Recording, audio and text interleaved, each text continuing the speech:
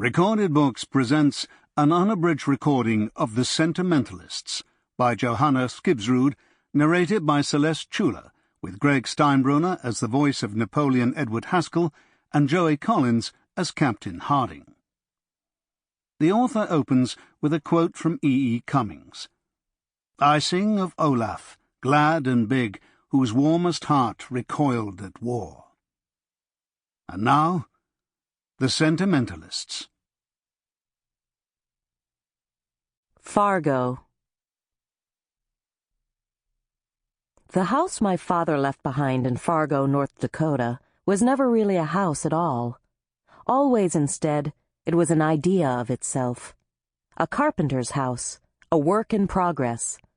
So that even after we moved him north to Casablanca, and his Fargo home was dragged away, the lot sold to a family from Billings, Montana, my father was always saddened and surprised if the place was remembered irreverently, as if it had been a separate and incidental thing, distinct from the rest of our lives. In this way he remained until the end, a house carpenter, if only in the way that he looked at things, as if all objects existed in blueprint, in different stages of design or repair. The Fargo place had been acquired by my father in the first year of his sobriety, and by that time it had already been pieced together from 2.5 aluminum trailers and deposited in a lot, number 16, at the edge of a West Fargo mobile home park. To him, and therefore to us, it was always his palace nevertheless, and he looked on the additions and renovations that he made to the place over the years of his residency there with particular pride. The park itself was crowned by a large blue and white water tower, and the surrounding landscape of West Fargo was so flat that my father could follow the tower from the other side of town all the way home. He could drive straight across the city on the carefully sectioned right angles of highway, and it looked, as he approached the park, as if the neat rows of long, low houses were, for the tower, a structural necessity. It also appeared that the park was in the tower's full shade.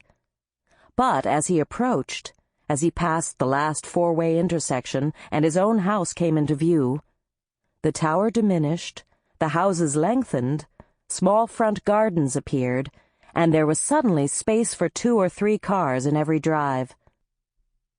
By the time he pulled into his own driveway, the water tower, although still large, was a peripheral structure 6 or 7 blocks away. The additions to the house had been made awkwardly before my father arrived, so that, from the side, the building appeared to be attached by several loose joints.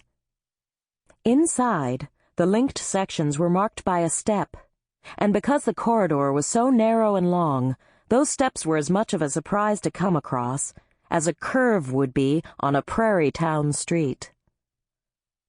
At the end of the corridor was the room my father referred to as the second library, the first having reached its limit years before.